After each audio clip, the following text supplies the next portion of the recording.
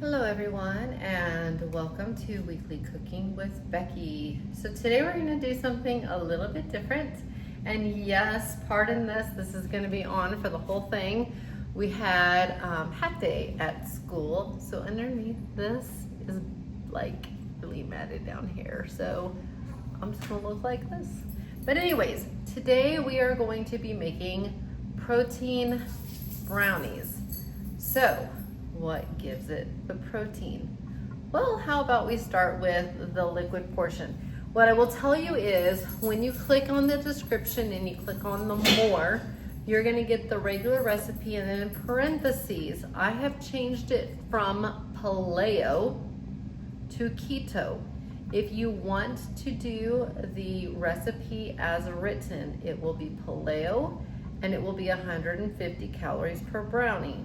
If you want to do it as keto, I've included all the nutrition facts below, and you'll be much happier because we are under 100 calories per brownie, and we are also only at 2 net carbs. Okay, so we are going to blend this lovely stuff. So let me tell you what is in here. This is our protein. Notice how smooth and creamy, and there is no lumps in it. Okay guys, that's cream cheese. No, I lied. It's been a long day. Okay, it's cottage cheese, but I should have made you believe that. It is cottage cheese. What you need to do is you need to get yourself either an immersion blender, or what I used was a NutriBullet, and you need to use a thin blade like this, like a millet type blade, not a traditional blade, or you're still gonna get chunky pieces. You wanna get your cottage cheese literally like a sour cream. That way, nobody knows. So it is cottage cheese. I made an oopsie in my first comment. Guys, if you only knew what happened at work today, you'd know I made that mistake. So that's the first part in here. Then in here I have sugar-free, net zero carb maple syrup. That's what's gonna take us to keto. If you use traditional maple syrup or honey, you will be paleo and you'll be at 150 calories. They make some brands out there. Us in the keto, low carb world know what we're talking about. Please choose your favorite that's a net zero carb, and you'll add that to it. It's all in the description. I have that in here. I have 2 eggs in here, and I have some vanilla extract, and we are going to blend this up. So this stuff blends super easy. You just want to make sure you scrape down the sides. So I'm gonna just show you. I love a NutriBullet. They look like this. I'm gonna try to aim it down. I literally have the crock pot like right in front of it.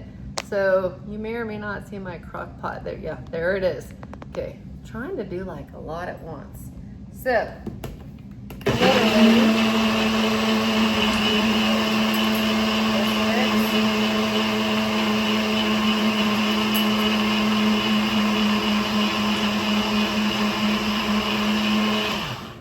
and then I kind of just,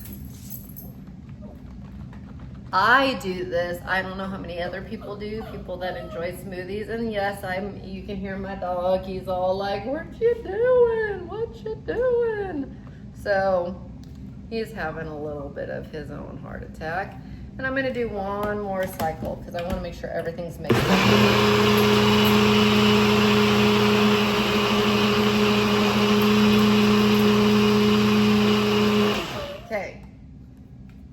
That's part 1. So let me get that out of the way. And you'll notice that was quick and easy. I'm trying not to unplug the crock pot. We were supposed to have some really bad weather coming in, so I had the crock pot going before work just in case. Here's my bowl. I have some almond flour, cocoa powder, a smidge of salt, optional baking powder if you want cake-like brownies. I left it out. You leave it out if you want fudge-like. And then there's also an optional chocolate chips if you want some in your brownies. I do. You can also leave that out. All right, so you will notice nice and liquidy. So let me just get that ready. We're just gonna literally pour that in. It's gonna be a very wet batter, and that's okay. Mixy, mixy.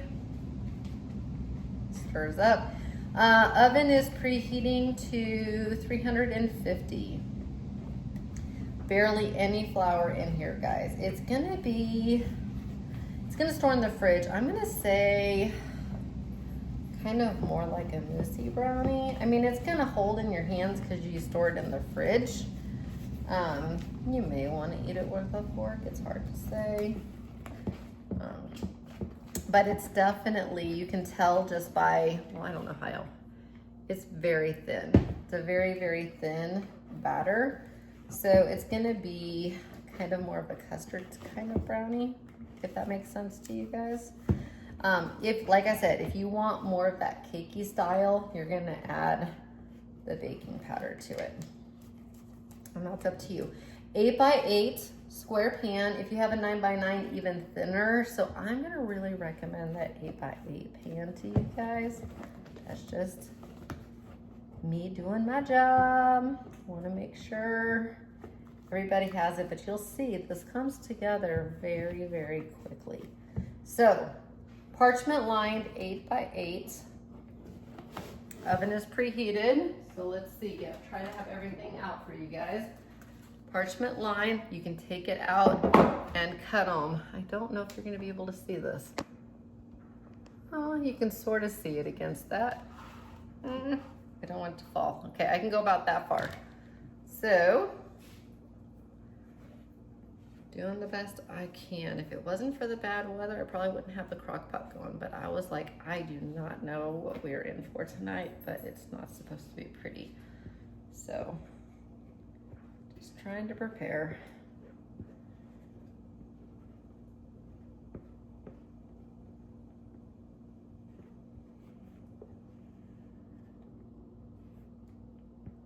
So it goes in nice and easy. We'll do a little tap tap.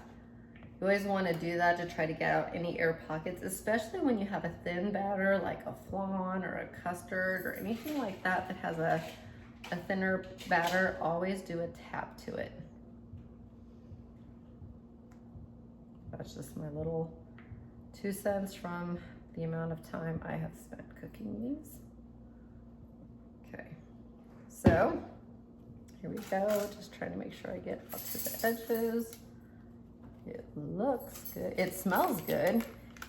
No one's gonna know the protein if you don't tell them, because it literally blended to nothing.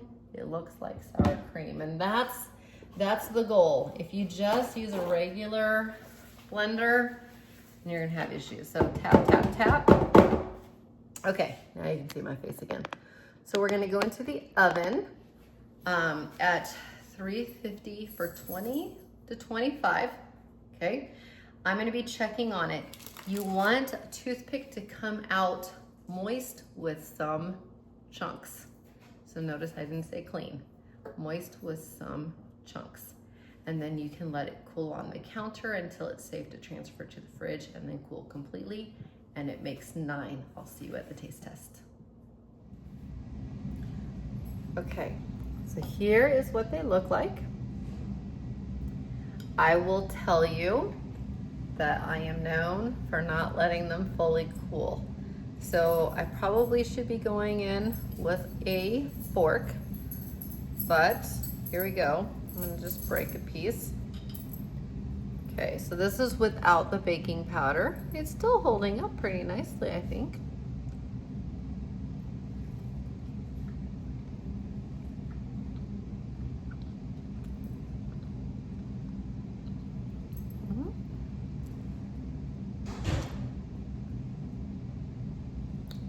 Somebody closed the door. We don't know who. No, those are really, really good. This is very much a dark chocolate brownie. If you want it a little bit sweeter, I would say add some more chocolate chips, because if you add more maple syrup, then you're gonna lose the consistency in the brownie.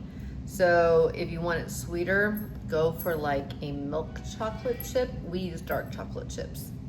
Other than that, if you like dark chocolate, this is a really good dark chocolate brownie. This is what it reminds me of. Or like what do you call it? A swerve confectioners, like sprinkle topping on it. That would also be a way to sweeten it up a little bit.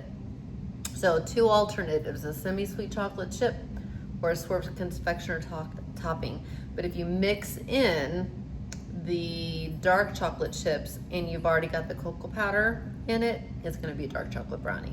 Having said that though, it's fudgy, it's rich, you've got the protein, and I love dark chocolate. So if you like dark chocolate, these are good.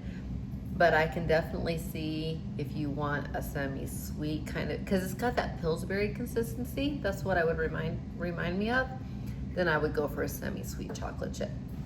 So hope that helps you on the tweak side, but really good, nice and smooth, and like I said, you don't see any of that secret ingredient. All right, until next time, bye.